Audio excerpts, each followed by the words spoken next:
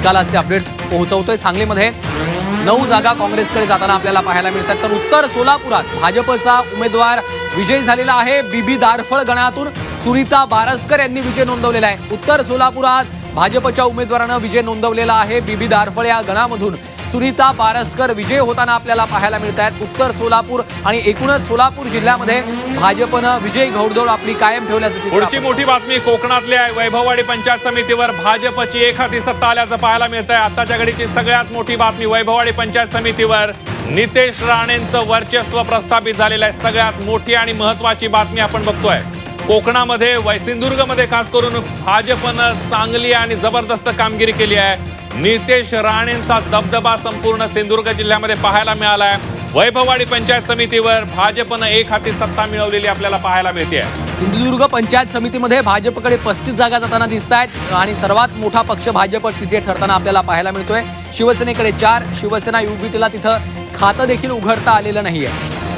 तर सिंधुदुर्ग जिल्हा परिषदांमध्ये आपण पाहतोय भाजपकडे 12 जागा, शिवसेनेकडे 3, शिवसेना युबीटीला देखील खातं उघडता आलं नाही। त्यानंतर बघा पुढली मोठी बातमी, फोंडा जिल्हा परिषदेमध्ये शिवसेनेला धक्का बसलेला आहे। शिवसेनेचे बबन हळदिवे यांचा पराभव झालेला आहे। भाजपचे बंडखोर राजन चिके त्या ठिकाणी विजय झाल्याचं पाहायला मिळत आहे। शिवसेनेच्या उमेदवाराचा पराभव झालेला आहे। फोंडा जिल्हा परिषदेच्या गटामध्ये शिवसेनेला मोठा धक्का बसलाय। पुढली एक मोठी आणि महत्त्वाची मावळ आंबेगाव पंचायत समितीवर राष्ट्रवादी काँग्रेसचा झेंडा फडकलेला आहे। मावळ पंचायत समितीच्या सर्व 10 जागा राष्ट्रवादीनं जिंकलेल्या आहेत। आंबेगावात 10 पैकी 8 जागा राष्ट्रवादी काँग्रेसकडे गेलेल्या आहेत। आपण पाहतोय मावळ पंचायत समितीच्या सर्व 10 जागा राष्ट्रवादी काँग्रेसकडे आणि त्यानंतर आंबेगाव पंचायत समितीवर देखील राष्ट्रवादी काँग्रेसनं आपला झेंडा फडकवलेला आहे। दिलीप वळसे पाटील यांनी त्या ठिकाणी ताकद लावलेली होती, त्यांची प्रतिष्ठा पणाला लागलेली होती आणि आंबेगावात 10 पैकी 8 जागांवर त्यांना आता विजय प्राप्त होताना आपल्याला पाहायला मिळतोय। अजित पवार यांच्या दुःखद निधनाच्या नंतर एक प्रकारची सहानुभूतीची लाट येईल का, अशा पद्धतीच्या निवडणुकीपूर्वी चर्चा सुरू झालेल्या होत्या आणि त्याचाच काहीसा आपल्याला परिणाम पाहायला मिळतो। पण आपण जर बघितलं पुणे ग्रामीण मधल्या सगळ्या पंचायत समिती असतील, यातल्या अनेक पंचायत समित्यांमध्ये आपण राष्ट्रवादीची या अगोदर ही सत्ता होती, राष्ट्रवादीचे बालेकिल्ले राहिलेले आहेत। पुढली महत्त्वाची आणि मोठी बातमी लातूर मधली येते। सोमनाथपूरमध्ये भाजप उमेदवाराचा विजय झाल्याचं आपल्याला पाहायला मिळत आहे। लोहारा नळगीरमध्ये काँग्रेसचे उमेदवार विजयी झाल्याचं पाहायला मिळत आहे।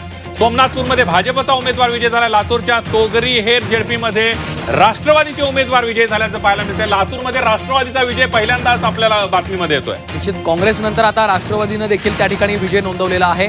सोमनाथपूरमध्ये भाजपचा उमेदवार देखील विजय झालेला आहे। लातूर तोगरी हेर झेडपीमध्ये एनसीपीचे उमेदवार विजय होताना आपल्याला पाहायला मिळत आहेत। लातूरमधले हे सगळे महत्त्वाचे अपडेट्स आपण पाहतोय। आज दिवसभर या संपूर्ण निकालासंदर्भात अचूक आणि वेगवान अपडेट्स तुम्ही झी24 तासवर पाहू शकणार आहात।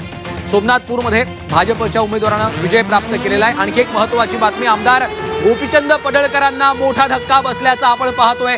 जतच्या उमदी गणामध्ये काँग्रेस उमेदवारानं आपला विजय नोंदवलेला आहे। आमदार गोपीचंद पडळकर यांना मोठा धक्का तिथे बसलेला आहे। काँग्रेसच्या संगीता सावंत विजयी झालेल्या आहेत। आमदार पडळकर यांच्यासाठी आता हा मोठा धक्का मानला जातो।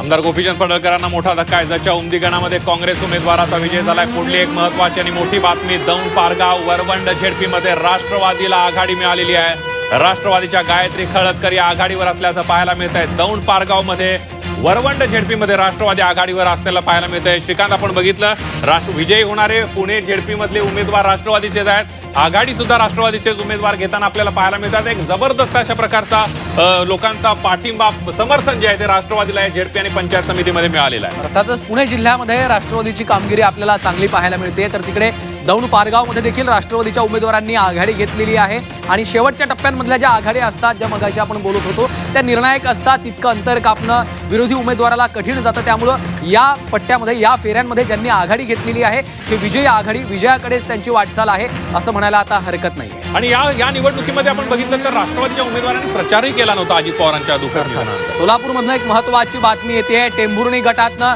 अमृता वाघे यांनी विजय प्राप्त केलेला आहे। टेंभुर्णी गटामधून भाजपच्या अमृता वाघे विजयी झालेल्या आहेत। एक महत्त्वाची बातमी, सोलापूरमधील माढ्यातनं भाजपच्या अमृता वाघे यांनी विजय प्राप्त केलेला आहे। सोलापूर जिल्ह्यामध्ये भाजपची चांगली कामगिरी आपल्याला या निवडणुकांमध्ये देखील पाहायला मिळते। जिल्हा परिषद असेल, पंचायत समितीच्या या निकालामध्ये सोलापूरमध्ये भाजप सर्वात मोठा पक्ष म्हणून उभा राहताना आपल्याला पाहायला मिळतो आणि काँग्रेससाठी मात्र सोलापूरमध्ये धोक्याची घंटा, जो मुद्दा आपण उपस्थित केलेला होता, काँग्रेसच्या खासदार असताना देखील त्या ठिकाणी काँग्रेसला खातं देखील उघडता आलेलं नाही आहे. जिल्हा परिषद असेल, पंचायत समिती असेल, या दोन्ही निवडणुकांमध्ये. त्यानंतर बघूया पुढली एक मोठी आणि महत्वाची बातमी. अब्दुल सत्तार यांचा मुलगा विजय झालेला आहे. शिवसेनेचे आमदार अब्दुल सत्तार यांचा मुलगा विजय झालाय. अब्दुल अमीर सत्तार याचा विजय झालेला आहे. आमेर अंबई गटातून सत्तारांचा मुलगा विजय झालेला आहे. आणखी एका आमदाराचा मुलगा विजय झाल्याचा आपल्याला पाहायला मिळतोय. अब्दुल अमीर सत्तार यांनी विजय प्राप्त केलेला आहे. आमेर अंबई या गटामधून सत्तारांचा मुलगा विजयी झाला. सिल्लोडच्या अंबईतून सत्तार यांचा मुलगा विजय झाल्याचं आपल्याला पाहायला मिळत आहे. पुढची एक मोठी आणि महत्वाची बातमी. करमाळ्यामध्ये राष्ट्रवादीचा उमेदवार विजय झालेला आहे. राष्ट्रवादी कोर्टी जिल्हा परिषदेमध्ये वनिता गुळवे यांचा विजय झाल्याचं पाहायला मिळत आहे. करमाळ्यामध्ये राष्ट्रवादीचा विजय पाहायला मिळतोय. एक महत्वाची बातमी. कोर्टी जिल्हा परिषदेमध्ये वनिता गुळवे यांचा विजय झालेला आहे. करमाळ्यामधनं राष्ट्रवादीच्या उमेदवारानं विजय प्राप्त केलेला आहे. आपण पाहतो एक महत्वाची बातमी आपल्या समोर येते. करमाळ्यात राष्ट्रवादीच्या उमेदवारानं विजय प्राप्त केलेला आहे. दुसरीकडे ग्राफिक्सच्या माध्यमातून आपण पाहतोय भाजप 16. एकंदरीत आपण बघितलं तर भाजप अनेक ठिकाणी मोठी कामगिरी करताना पाहायला मिळतोय. धाराशिव मधलं जर आपण चित्र बघितलं तर भाजप 10, शिवसेना 6 आणि राष्ट्रवादीला 3 जागांवर यश आलेलं आहे. काँग्रेस 4 जागांवर आहे. ठाकरेंची शिवसेना 5, पवारांची राष्ट्रवादी एका ठिकाणी आपल्याला पाहायला मिळते. इतर 6 ठिकाणी आघाडीवर असल्याचं पाहायला मिळतं. लातूर मधलं सुद्धा चित्र आपण बघितलं तर भाजप 5, शिवसेना 0, राष्ट्रवादी 3, काँग्रेस 6 जागांवर विजय आहे आणि पवारांची राष्ट्रवादी एका ठिकाणी विजय आहे. तर इतर पक्ष 2 ठिकाणी विजयावर असल्याचं पाहायला मिळत आहे. तर कोल्हापूरमधनं पिंपळगाव गटातनं रोहिणी आबिटकर यांनी विजय प्राप्त केलेला आहे. पालकमंत्री प्रकाश आबिटकरांच्या भावजय आहेत, त्यांनी विजय नोंदवलेला आहे. पंचायत समितीमध्ये देखील आबिटकरांचे उमेदवार विजयी ठरताना आपल्याला पाहायला मिळत आहेत. एक मोठी बातमी आपण बघतोय. पिंपळगाव गटातून रोहिणी आबिटकर या भाऊजय आहेत. पालकमंत्री प्रकाश आबिटकर यांच्या आणि मागच्या 2 टर्मला त्या पंचायत समिती पिंपळगाव झेडपी गटातून आपल्याला जिल्हा परिषदेवर असल्याचं पाहायला मिळालं होतं आणि त्यांनी पुन्हा एकदा तिसऱ्यांदा विजय मिळवला. तर इकडे आमदार गोपीचंद पडळकरांना मात्र मोठा धक्का बसलाय. जतच्या उमदी गणामध्ये काँग्रेसच्या उमेदवारानं विजय प्राप्त केलेला आहे. आमदार गोपीचंद पडळकर यांच्यासाठी हा मोठा धक्का मानला जातोय. काँग्रेसच्या संगीता सावंत यांनी विजय प्राप्त केलेला आहे. गेल्या काही दिवसांपासून गोपीचंद पडळकर यांनी आक्रमकपणे प्रचार केलेला होता, मात्र त्यांना पराभवाचा सामना करावा लागला. पुरंदर पंचायत समितीमध्ये मोठी बातमी आपल्याकडे येते. पुरंदर पंचायत समितीमध्ये सुद्धा राष्ट्रवादीचा झेंडा पाहायला मिळतोय. राष्ट्रवादी 2 जागांवर विजय झाल्याचं पाहायला मिळतंय. भाजप आणि शिवसेना प्रत्येकी एका जागेवर विजय झाल्याचं दिसून येत आहे. त्यामुळे पुरंदर पंचायत समितीमध्ये राष्ट्रवादी नंबर 1चा पक्ष दिसून येतोय. एक मोठी आणि महत्वाची बातमी. अर्थात पुरंदर पंचायत समितीमध्ये राष्ट्रवादी काँग्रेसनं 2 जागांवर विजय प्राप्त केलेला आहे. भाजप आणि शिवसेनेला प्रत्येकी एका जागेवर विजय मिळवता आलेला आहे. पुणे जिल्ह्यामध्ये आपण पुन्हा एकदा पाहतोय ग्रामीण भागात विशेषतः राष्ट्रवादी काँग्रेसला मोठं समर्थन मिळताना पुन्हा एकदा पाहायला मिळतंय आपल्याला. तर आणखी एक पुढली महत्वाची बातमी. मावळ आंबेगाव पंचायत समितीवर राष्ट्रवादीचा झेंडा फडकलेला आहे. मावळ पंचायत समितीच्या सर्व 10 जागा राष्ट्रवादीनं जिंकलेल्या आहेत. तर आंबेगाव मधल्या 10 पैकी 8 जागांवर राष्ट्रवादीनं विजय मिळवलेला आहे. त्यामुळे मावळ आणि आंबेगाव पंचायत समितीवर राष्ट्रवादीनं झेंडा फडकवलेला आहे. दोन्ही पंचायत समित्या राष्ट्रवादीनं काबीज केलेल्या आहेत. आणखी एक महत्वाची बातमी. खरसुंडी झेडपीमध्ये शिवसेनेचे जयदीप भोसले हे विजयी झालेले आहेत. खरसुंगी गणात सेनेच्या मीनाक्षी पुजारी विजयी झालेल्या आहेत. नेलकरंजी गणामध्ये शिवसेनेच्या सुनीता सरगर यांनी विजय प्राप्त केलेला आहे. तर माडगुळे गणातनं भाजपचे दादासाहेब हे विजयी ठरलेले आहेत. खरसुंडी झेडपीत शिवसेनेच्या जयदीप भोसले यांनी विजय प्राप्त केलेला आहे. यानंतर बघूया पुढली एक मोठी बातमी. सांगलीमध्ये करगणी झेडपीमध्ये राष्ट्रवादीचा उमेदवार विजय झाला. राष्ट्रवादीच्या विनायक मासाळ विजय झाल्याचं पाहायला मिळतं. एक मोठी आणि महत्वाची बातमी.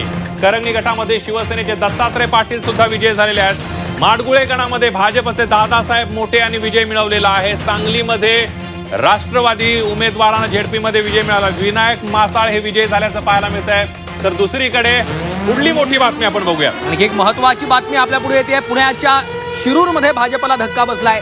न्हावरा गटातनं मालती पाचरणे ह्या पराभूत झालेल्या आहेत. राष्ट्रवादीच्या वृषाली शेळके यांनी विजय नोंदवलेला आहे. मगाशी त्यांनी आघाडी घेतली होती. आता न्हावरा गटातनं मालती पाचरणे या पराभूत झालेल्या आहेत. त्यामुळे पुण्याच्या शिरूरमध्ये भाजपला मोठा धक्का बसताना आपल्याला पाहायला मिळतोय आणि राष्ट्रवादीला विजय प्राप्त झालेला आहे. वृषाली शेळके यांनी विजय नोंदवलेला आहे. न्हावरा गटातनं मालती पाचरणे यांना पराभवाचा सामना करावा लागलेला आहे. पुणे जिल्ह्यामध्ये विशेषतः ग्रामीण भागात पुन्हा एकदा राष्ट्रवादी काँग्रेसचा विजय झेंडा आपल्याला पाहायला मिळतोय.